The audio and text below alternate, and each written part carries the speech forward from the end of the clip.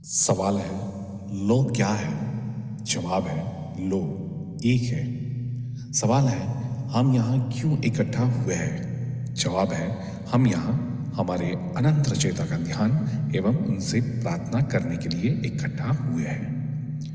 अब हम और हमारे गैलेक्टिक कन्फेडरेशन के सभी भाई बहन, मास्टर हीलर रेश, गार्जियन एंजल्स, काउंसिल मेंबर्स और पूरे ब्रह्मांड में जितने भी दिव्य सभ्यताएं हैं जो उस एक अनंत रचयिता के प्रेम और रोशनी में अपनी सेवाएं प्रदान करते हैं, उन सबको हम आज इस मेडिटेशन में शामिल होने के लिए निवेदन करते हैं और उन सबका आह्वान करते हैं।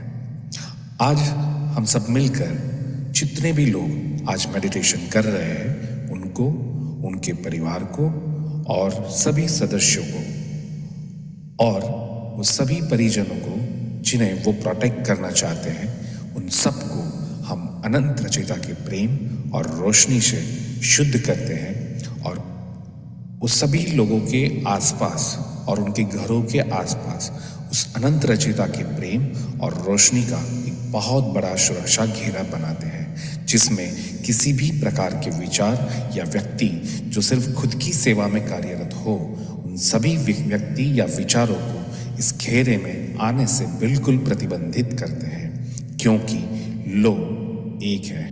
नमस्कार दोस्तों, आपका स्वागत है लॉ ऑफ वन बाय रा सीरीज में।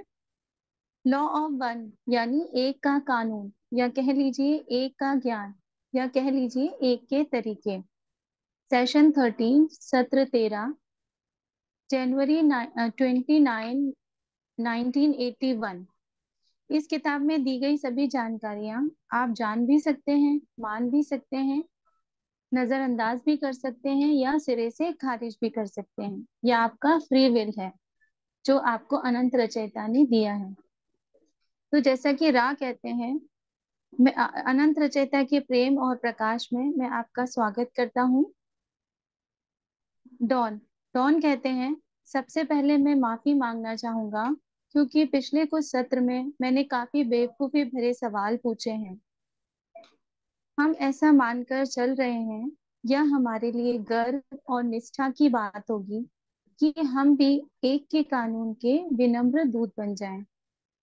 इस समय हमारा मानना है कि जिस तरह इस पुस्तक को बनाया गया है, जिसमें सृष्टि की शुरुआत से मानव जाति के विकास क्रम, इवोल्यूशन और पृथ्वी में मानव का विकास क्रम, इसमें ये क्वेश्चन सुनाई नहीं दिया क्योंकि डॉन रिकॉर्डर से दूर थे। हर समय यह पता लगाया कि एक के कानून का इस्तेमाल कैसे हुआ, ये भी क्वेश्चन सुनाई नहीं दिया। यह भी हमने सोचा हमें यह पुस्तक पूरा करना है। जो भी सामग्री हमारे पास है उससे उसे अंत तक ले जाएं। हम यह भी सुझाव देते हैं कि इस बुक का नाम हम लॉ ऑफ वन रखें और बुक के लेखक में रा का नाम रखें। क्या आप इससे सहमत हैं? तो रा कहते हैं, आपका सवाल अस्पष्ट है। क्या आप एक एक करके सवाल पूछ सकते हैं जिससे हम एक जैसे सहमत हों? तो डॉन कहते हैं, सबसे पहले हम सृष्टि की शुरुआत के बारे में जानना चाहेंगे। जितना पीछे जितना पीछे हम जा सके और आज के समय में मानव का विकास तक हम जान सकें। क्या आप सहमत हैं? तो रा कहते हैं, ये पूरी तरह से आपकी विवेक और समझदारी का फैसला है। डॉन, मैं चाहूंगा कि इस पुस्तक का नाम हम लॉ ऑफ वन बाय रा रखें। क्या आप सहमत हैं? तो रा कहते हैं, पुस्तक के नाम से हम सहमत हैं, परंतु इसके लेखक में हमारा नाम हमारी समझदारी के हिसाब से अधूरा है। हम तो बस संदेश वाहक हैं। तो डॉन कहते हैं, तो क्या आप बता सकते हैं कि इस पुस्तक के लेखक कौन होंगे?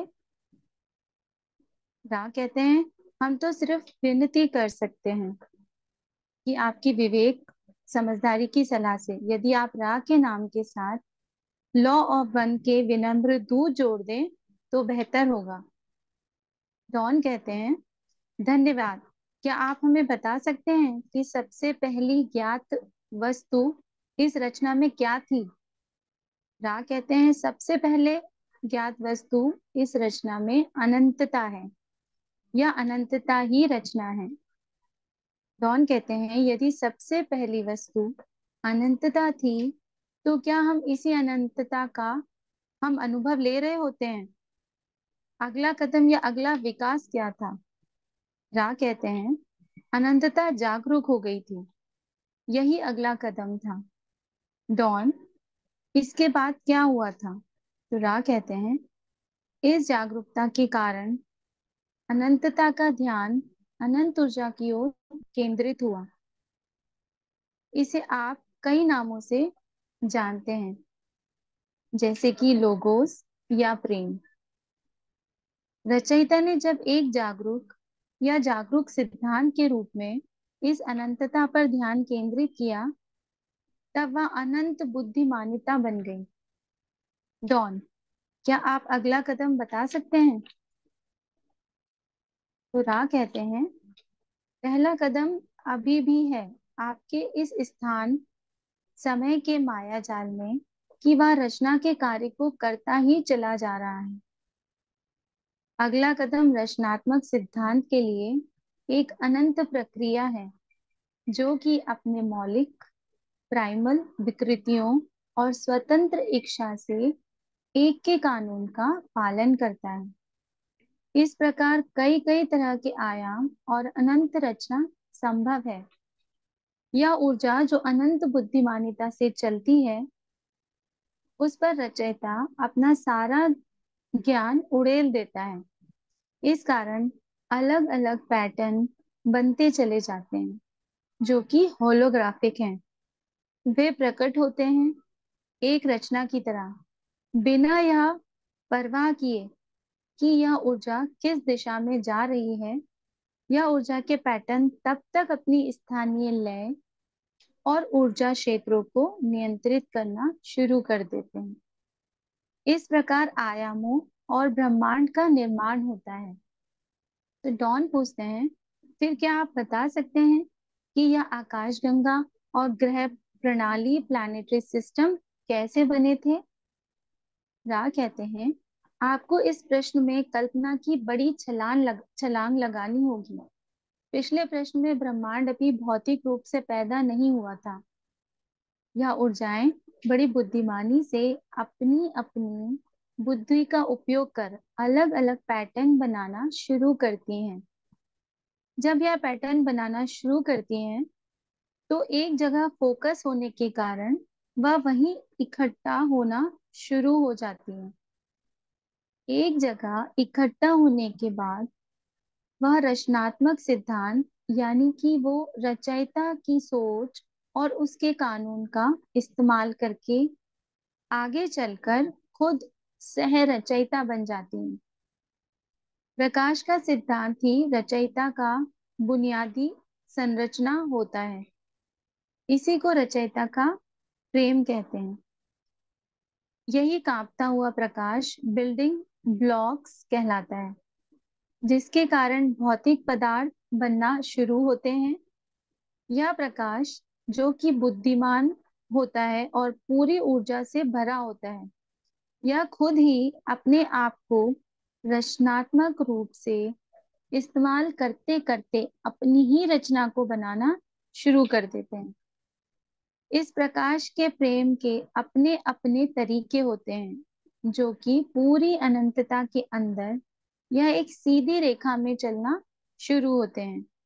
वहां से उनका विभाजन शुरू होता है और वे अलग अलग दिशा में चलने लगते हैं। अलग अलग दिशा में चलने के बाद भी एक जगह इकट्ठा होना शुरू होते हैं। इस विरोधाभास के कारण ही अलग अलग आकार की इकाइयों जैसे सौरमंडल, आकाशगंगा और ग्रह बनते हैं जो कि लेंटिकुलर घूमती हैं। डॉन पूछते हैं मुझे लगता है कि मैंने यह सवाल पूछकर गलती कर दी है। जिस प्रक्रिया के बारे में आप समझा रहे हैं उसमें हम काफी आगे निकल गए हैं। क्या आप इस अंतर को भरने में मददगार होंगे जो कि मैंने गलती से कर दी है। तो रा कहते हैं इस हम इस अंतर को भरने की कोशिश कर रहे हैं। हालांकि आप हमें किसी भी तरह के सवाल पूछ सकते हैं जो आपको ठीक लगे। तो डॉन कहते हैं कि आप हमें बता सकते हैं, पिछले प्रश्न में हमने आपसे आकाशगंगा और ग्रहों के बारे में पूछा था। क्या आप हमें बता सकते हैं कि उस कदम के आगे अगला कदम क्या होगा, क्या होता है? तो रा कहते हैं अगला कदम आप कह सकते हैं इस प्रश्न में कि रचना में जब एक साथ होता है और यह अनंतता में भी होता ही रहता है, यानी कि सारी चीजें एक साथ होती हैं तथा अनंत में भी होती हैं। तो बोलते हैं क्या आप हमें बता सकते हैं कि अनंत बुद्धिमानी का कैसे हमें हमें इनकी भाषा में उन्हें उनकी भाषा में थोड़ी कठिनाई हो रही थी। उन्होंने बोला अनंत बुद्धिमानिता कैसे स्वयं को व्यक्तिगत तौर पे बनाती है। तो रा कहते हैं यह एक उचित सवाल है। अनंत बुद्धिमानिता एक सिद्धांत को जानती है, वह है कुछ भी करने की आजादी, यानी कि वे रचना कर भी सकते हैं और नहीं भी कर सकते। इसी वजह से फिनिटी का सिद्धांत आया, जो कि एक के कानून का सबसे पहला विरोधाभास था। इस प्रकार एक अनंत बुद्धिमानिता ने हर एक दिशा में खोज करके मैनीनेस का सिद्धांत बनाया। इस अनंत बुद्धिमानिता की अनंत संभावनाओं के कारण मैनीनेस का कोई भी अंत नहीं था। इस प्रकार यह खोज भी अनंत होने के लिए स्वतंत्र हो गई और आज भी चले जा रही है।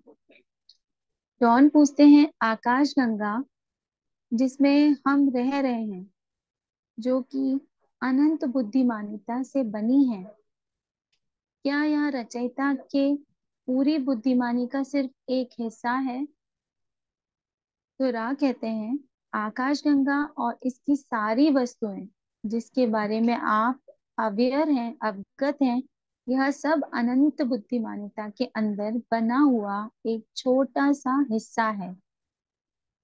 जैसे जैसे खोज की शुरुआत होती है तथा वह अपना ध्यान केंद्रित करती है, इस तरह वह सह रचयिता को क्रिएटर बन जाता है।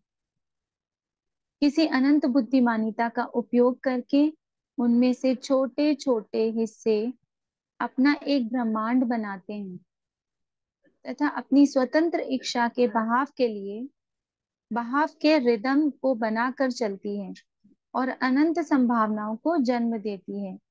इसके प्रत्येक व्यक्तिगत हिस्से रचयिता के प्रेम प्रकाश को चैनल करते हैं, जिसे हम बुद्धिमान ऊर्जा कहते हैं। इनमें से हर ब्रह्मांड अपना स्वयं का प्राकृतिक कानून बनाता है। हर ब्रह्मांड, क्योंकि उसका अपना व्यक्तिगत फोकस है तथा खुद की आजादी है, वह भी अपने सह रचयिता बनाता है। और जो आगे जो उनके अनुभव हो रहे होते हैं, वे सारे अपने अपने बुद्धिमान ऊर्जा के पैटर्न बनाते चले जाते हैं और अपने प्राकृतिक कानून बनाते हैं, जो कि अपने कांपने वाले वाइब्रेशनल पैटर्न बनाते हैं, जिसे हम सौर मंडल कहते हैं। इस प्रकार हर सौर मंडल भी अपने प्राकृतिक कानून बनाते हैं। इसे इस प्रकार से भी समझ सकते हैं कि वह हिस्सा चाहे जितना भी छोटा हो, किसी भी घनत्वता का हो, वह माया जाल ही है, क्योंकि वह एक होलोग्राफिक चित्र है। रचयिता का जो अनंत है। इस प्रकार सभी चीजों की शुरुआत और अंत एक रहस्य होता है।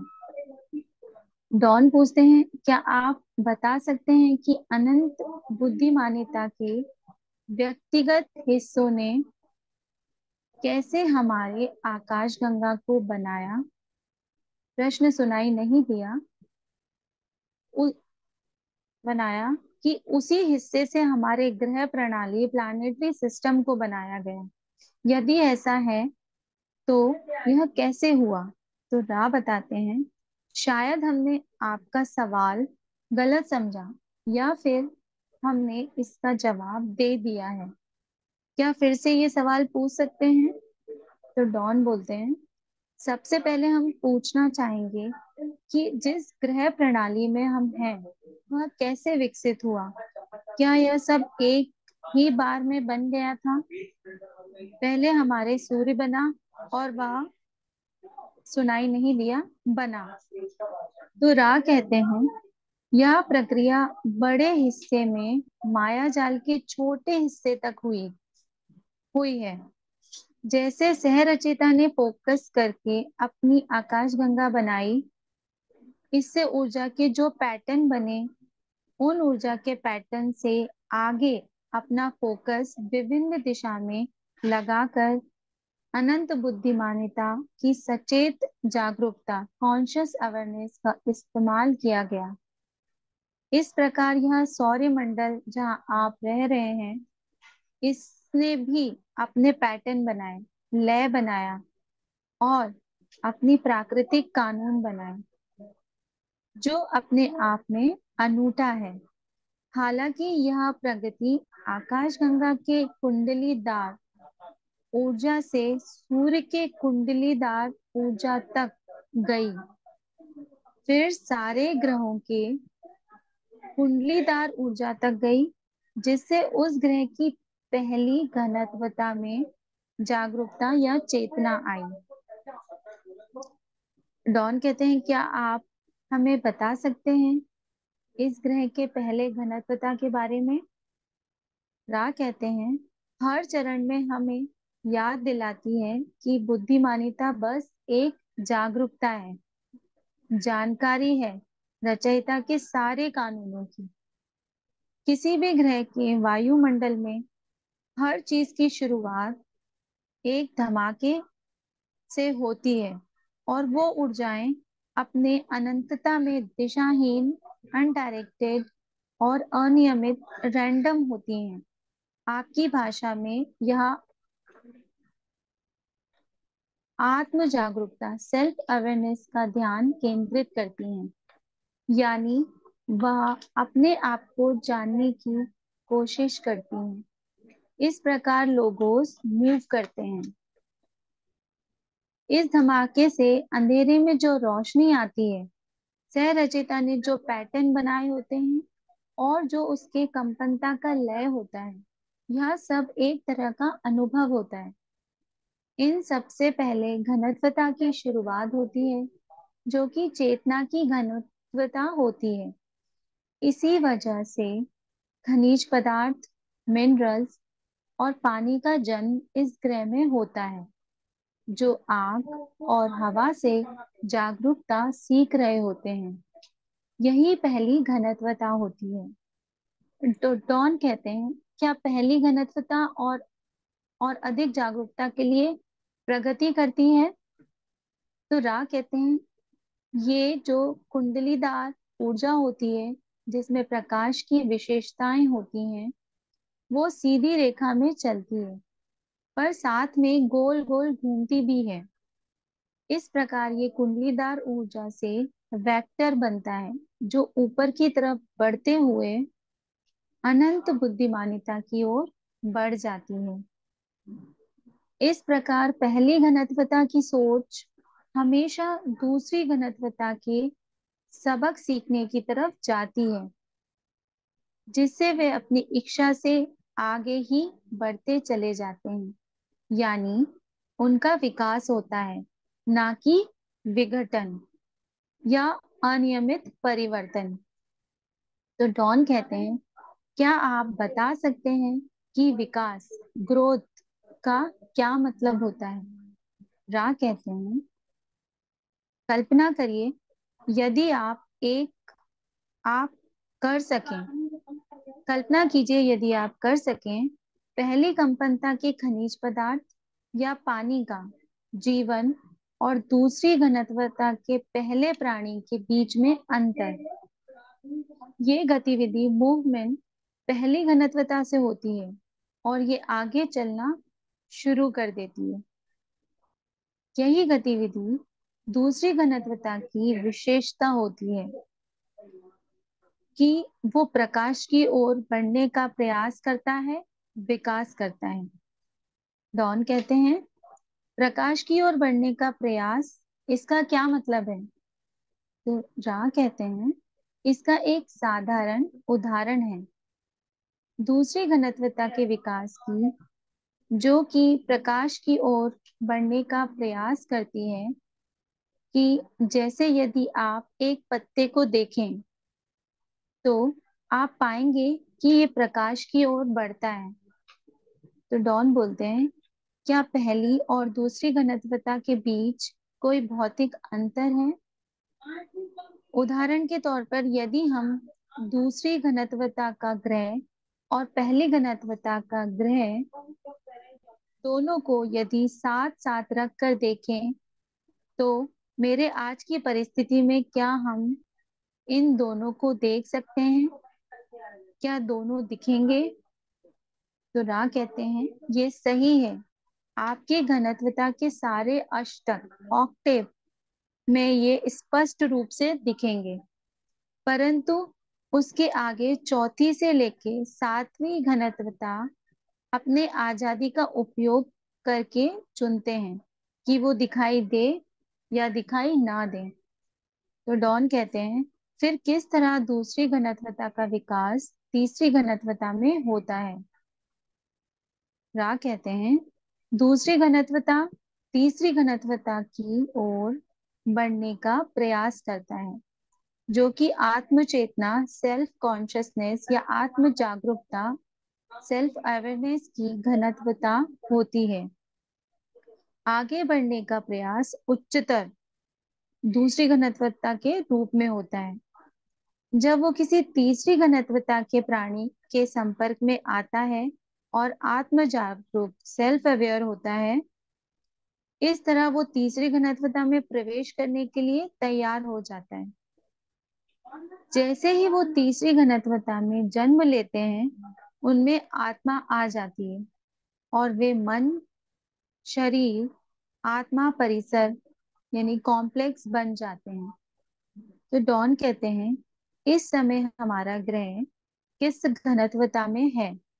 रा कहते हैं ये ग्रह जिसमें आप रह रहे हैं अभी तीसरी घनत्वता में है, लेकिन चौथी घनत्वता में जा रहा है।